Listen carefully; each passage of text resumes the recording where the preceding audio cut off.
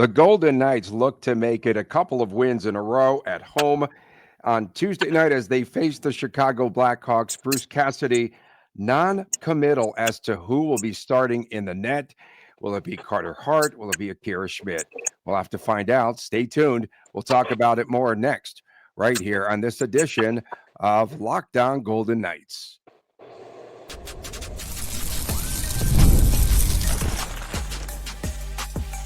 Your Locked On Golden Knights, your daily podcast on the Vegas Golden Knights, part of the Locked On Podcast Network, your team every day.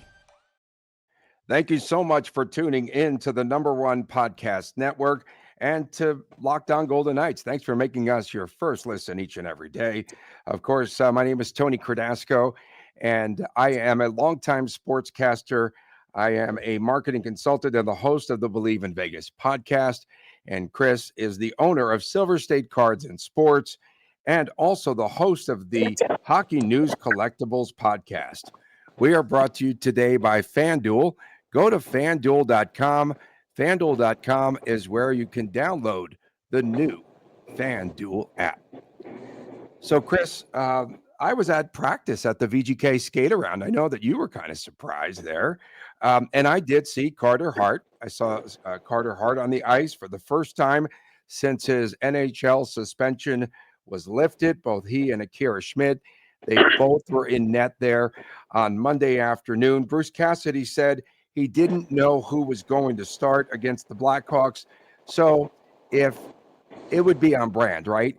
If the Golden Knights were to start Carter Hart. I mean, pretty simple there. It's got to be Carter Hart if they say they don't know because everything else has been a little shady, right? Why wouldn't you? I mean, this is what the team's built up for. He's had his 3 rehab stints. He's been minding a net here in Vegas for the last 40 days, 45 days. If you go back to the PTO, man, I'm a little bit off. But point being is he's not going to be any more ready 2 or 3 days from now than he is right now for tonight's game. So, yeah, so you're thinking it will be Hart then. I can't see a path where it's not Hart, especially against the struggling Blackhawks team. So that they are struggling, but I read an article on Monday about goaltending and how that has led the way for this Blackhawks team to become a wild card team right now. They're in the position for a wild card at 11-9-5, and it's a big game here for them. And their goaltending, they are 5th in team save percentage with .905. They are 13th in goals allowed per game.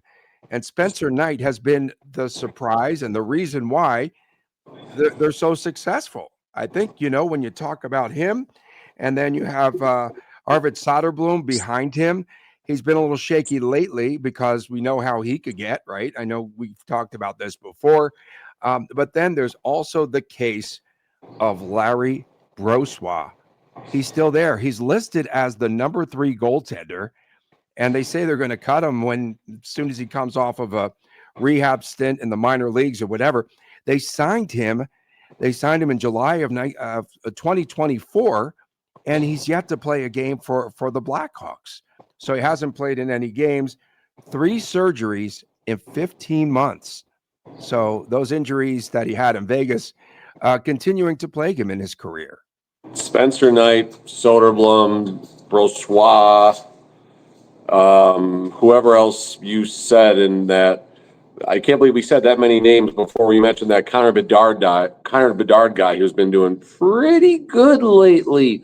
All these people who were on Bedard to be a bust, we're looking about 37 points in 25, 22, 23, whatever the number is. 25 games. Yeah, 25 games, 37 points then, I believe. So, I mean, listen, the goaltending situation is a great story. Spencer Knight in itself, great turnaround story. We know he missed time. He was in the players' assistance program. I don't recall the specifics, but very nice story that he has been able to bounce back from his time, I believe, with the Florida Panthers and then, of course, in his trade to the Blackhawks. So good on the Blackhawks for having faith in Spencer Knight, and good on Spencer Knight for being able to get things together and lead this very young team. And you said a wild card position.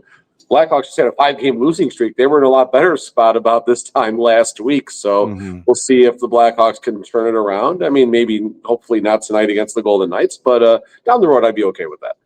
And so, yeah, they did end a 5-game losing streak when they won 5-3 in Anaheim. And the Ducks, they had a 3-goal lead, I believe, in that game. And Bedard, a couple of goals, a couple of assists. And as you mentioned, 16 goals and 21 assists, 37 points in 25 games. And it was kind of funny, though, because he's getting kind of sassy, if you will, because he went after the Anaheim bench. Did you see that? Where he was just kind of chirping at them. He scores an empty net goal and he just goes bonkers and starts yelling at the Anaheim bench. But hey, it's the youth that has risen so far in the young season, and it's good to see him. It's good to see him on track and living up to the expectations. But it was a heavy expectation for the team that wasn't very good. And now they're starting to play a better brand of hockey. Again, it's led by their goaltending and, of course, Connor Bedard. For sure. One of those the Coco food delivery things just went behind me again. I just love seeing those things. I mean, listen, yeah, Bedard, I mean, we can go on and on about what's happening there. You got Ryan Green, you got Levshunov, you have all these other young players with the Blackhawks that are all kind of developing at the same time here right now. You got a lot of these players that are just kind of coming together, and we'd spent a lot of time talking about the Ducks and the Sharks because that's the Pacific. We've also talked, about the Canadians recently because the Golden Knights just played them. These are these new youth movement teams here, and now the Blackhawks have, even though Bedard's been with this team, this is his third season or third, I believe, with the Chicago Blackhawks, third season in the National Hockey League, but now it's all starting to come together. So add the Blackhawks to this list of new fun teams that might be running the league between 3, 4, and 5 and 8 years. We don't say 6, 7, but you know where I'm getting at there. We won't say 6, 7, not on this show. Well, you just did, I guess. But the second leading scorer is Tyler Bertuzzi, who has 21 points. So they're going to need that complementary scoring, right? If they're going to stay there and maintain a playoff position, and 17 points for Andrei Burakovsky. So they don't have good complementary scoring. Although, I mean, if you have Bedard, I guess he could carry the team on his shoulders as long as he can. If they have good goaltending, they're going to win these 3-2, 2-1 games. Difference maker. I got to keep my head on a swivel out here. I mean, halfway between Venice and Santa Monica, and you gotta keep your eye on things down here. But we're okay. Listen, Bedard is a difference maker, and I talked about a lot on my personal Twitter not too long ago about personal difference makers, and I feel the Golden Knights don't necessarily have that. Eichel's had moments. Has he been carrying that? That's debatable. Mitch Marner has not been a difference maker. Does that mean they're not effective players? Of course they're effective players. They're great players. They're elite players. But at the end of the game, Bedard is one of those players you want the puck on his stick when it matters the most. And that's something that the Golden Knights do lack right now. There was a really good feeling, over there at City National for the Golden Knights. They had pep in their step and they were skating fine. And I think that I don't know, that maybe there's a change there in how they're feeling, about themselves. And who knows if one game, and especially just a victory over the San Jose Sharks, is a difference maker. Alex Pietrangelo was out there today, not on the ice. It's funny you mentioned him. I was going to mention him. I was going to mention Pietrangelo. So where I'm going with this, you just mentioned Pietrangelo, and I remember in one of the few media scrums that I did after a game with Pietrangelo, and what I like about Pietrangelo is when things were going bad, you ask, hey, how are you guys going to rebound this? How are you going to get things right? What are you going to do differently? He's like, nothing. We're going to come back and go to work tomorrow. That's what we do. We're a hockey team. These things happen. It's not a big deal that we lost, whether it's 3 for 4 games in a row or things aren't going well. It doesn't matter. This is where every game might have its own mentality. We've heard from Coach Cassidy. This kind of comes from Pietrangelo's perspective of what happened is yesterday. We're going to go back to work tomorrow. It's all we can do, whether the team is on a 7-game winning streak, a 5-game losing streak, whether they're scoring 8 goals a game or 3 goals a game. This is where the Golden Knights are able to flush things. They've always been a fun, loose locker room, no matter what's been happening. So it makes sense, Tony. Yep, it sure does. And it was just good, to see the team out there. Again, everyone just looks like they're in a pretty good mood. And this is a win that they have to have before they head out on the road for the roadie. Coming up next, we're going to talk about, there's a battle on the third line for the left wing position. Who wins it, Saad or Smith? We'll talk about it next, right here on Locked On Golden Knights. When I'm hydrated, everything just works better. My focus, my energy, my mood, and even my skin. That's why I've been using Drip Drop. It's doctor-developed hydration that keeps me running at full power no matter what my day looks like. Drip Drop isn't your average sports drink. It actually delivers 3 times the electrolytes and half of the sugar of leading brands using a science-backed formula that is trusted by medical professionals, firefighters, and over 90% of the top college and pro teams. So definitely check it out. It actually tastes amazing. It really does. My go-to flavor is the peach. I like the peach because it's peachy, like your shirt there, Colic. And right now, Drip Drop is offering podcast listeners of Locked On Golden Knights 20% off of your first order. So go to dripdrop.com. Once again, that is dripdrop.com. Check it out and use the promo code LOCKEDONNHL.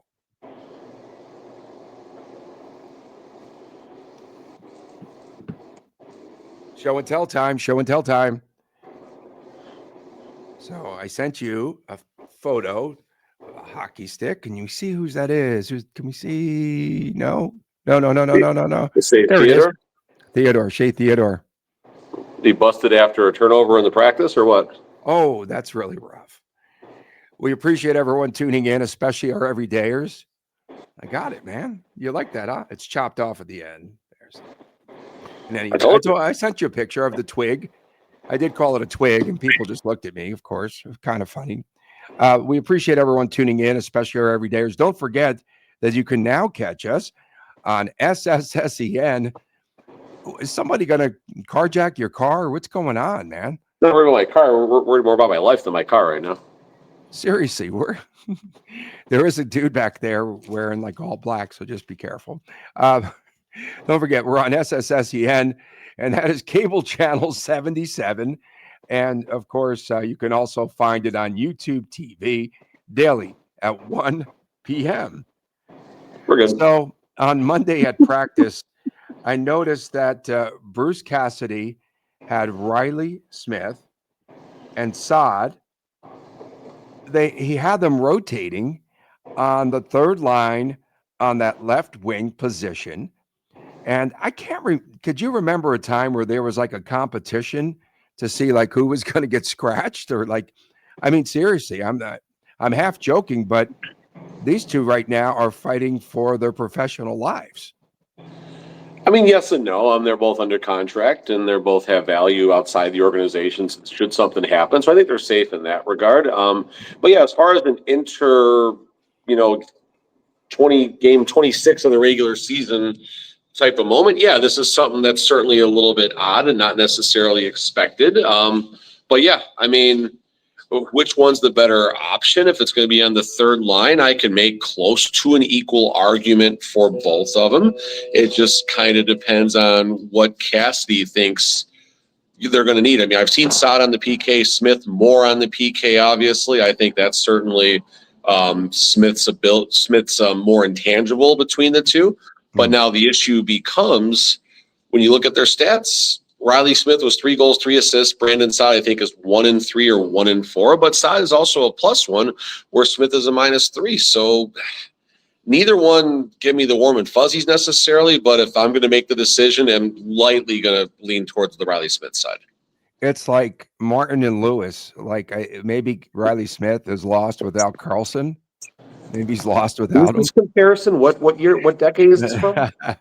Jerry Lewis and Dean Martin and Lewis, those old movies. So we went really fast. We were whale watching today on Newport Beach, right by Balboa Pier and all that. And they showed us where they filmed the opening sequence of Gilligan's Island. So I got an old TV show on my sleeve too for you today. So how about that?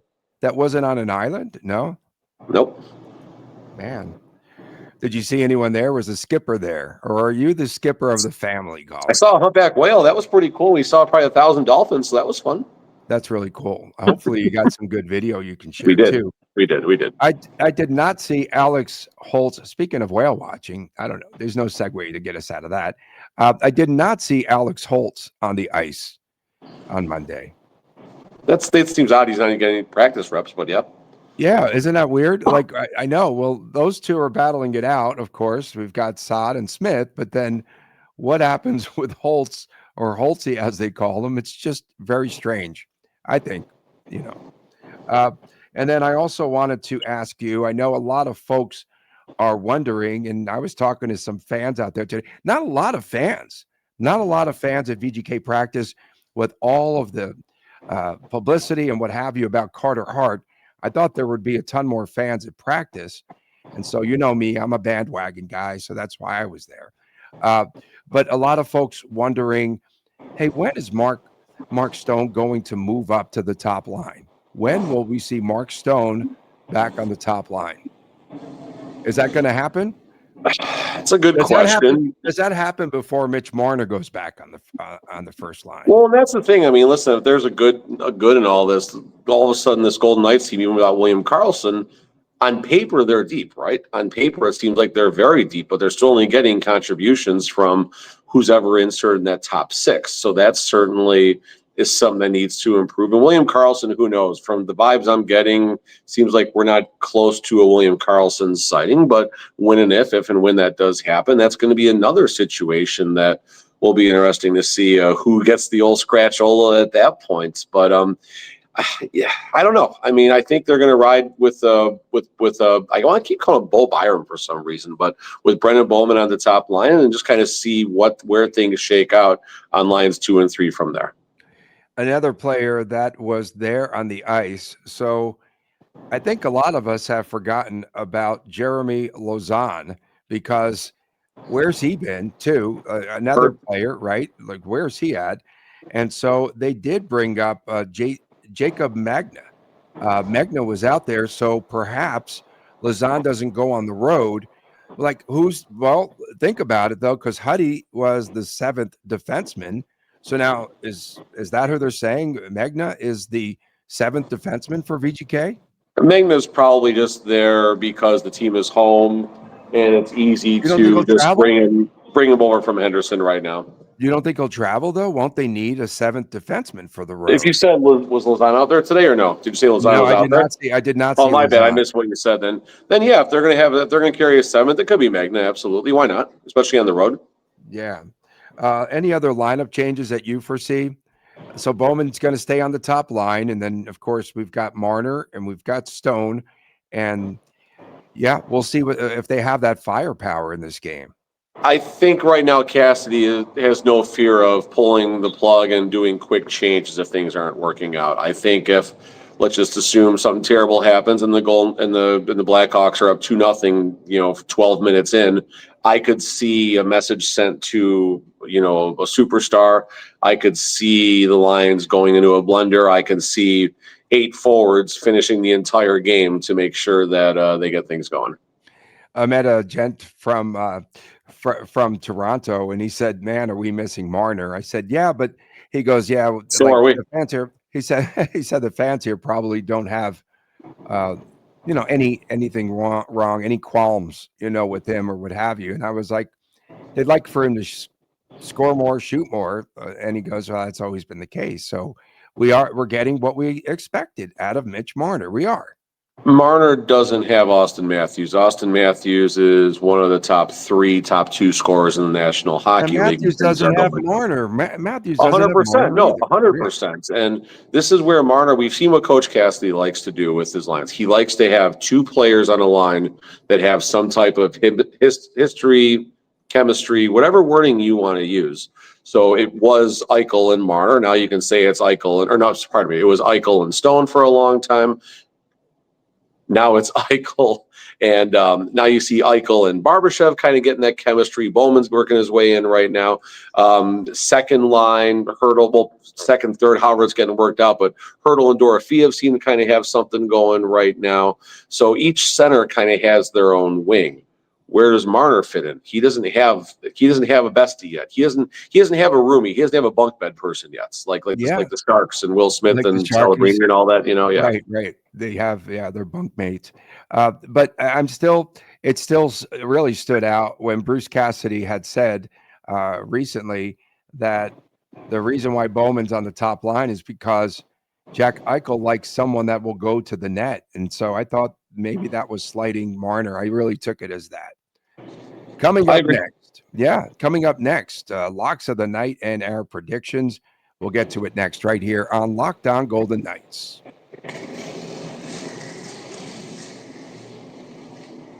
NFL Sundays move fast. One big play, and suddenly everything feels different. That's what makes live betting really good with FanDuel. It's so exciting. And you're not just watching the game, you're actually reacting to it in real time. With FanDuel, you can place bets as the action unfolds, every drive, every momentum swing. Check it out, every highlight moment. It's really a lot of fun. Live betting is best, as we know, when the game starts to shift, receiver gets hot, a defense tightens up, or the momentum flips on a turnover. So we've seen that in the NFL, and it happens all the time. And FanDuel lets you jump into the moment. Live spreads and money lines adjust instantly, and you can bet next touchdown scores, drive results, totals, and much, much more. And it keeps you locked into each and every snap, every drive, every possibility. So if you want to be right in the middle of the action this season, make sure that you go to fanduel.com. That's fanduel.com and place your NFL live bets all season long. FanDuel, the game moves fast, and so do you.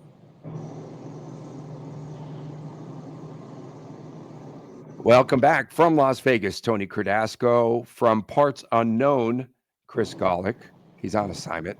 We appreciate you making us your first listen every About day. 100 feet from the Pacific Ocean. Someone said, it was our buddy Tommy.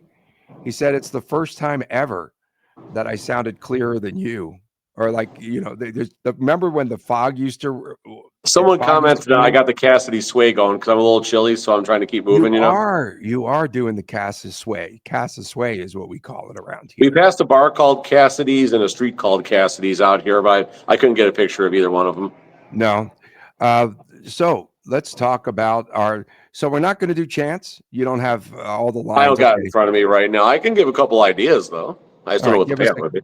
Go ahead. Just give us some ideas. Let's just have a little fun. How about a little par with an Eichel goal and a Bedard goal, and then alternate goal line over 7.5, something crazy like that. Goal line over 7.5. Yeah, like alternate, so you get a little more juice back.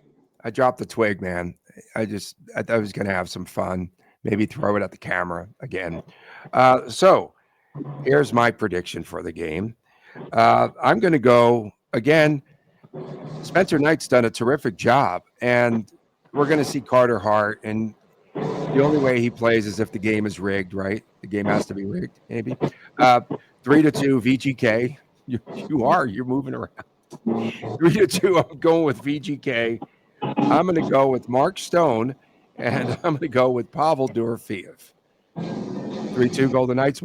What was that? I got a motorcycle going by with a bunch of disco lights on it and stuff. I got that food cart thing going by again, dropping off some burritos somewhere out here. This is the life right now. Let's see. Let's go. I don't know. Someone's rocking. Take a little walk here. Here we go. All right, so let's have a little fun. High-scoring game. I'm going to go 5-4 Vegas, and since I'm close to the Pacific Ocean, and Keegan Kolesar can't hit the Pacific Ocean, Kolesar is going to get on the score sheet tonight. And let's go with Brett Houghton. Let's go with Brett Houghton too. Yeah, remember Kolesar last game +3, so that was a good start for him. And yeah, I think 3 block shots as well. So that's good. Yeah. And again, like when you look at this game and you start to break it down, you really have to. I'm definitely starting with the goaltenders in this game. And you still think it's probably Carter Hart?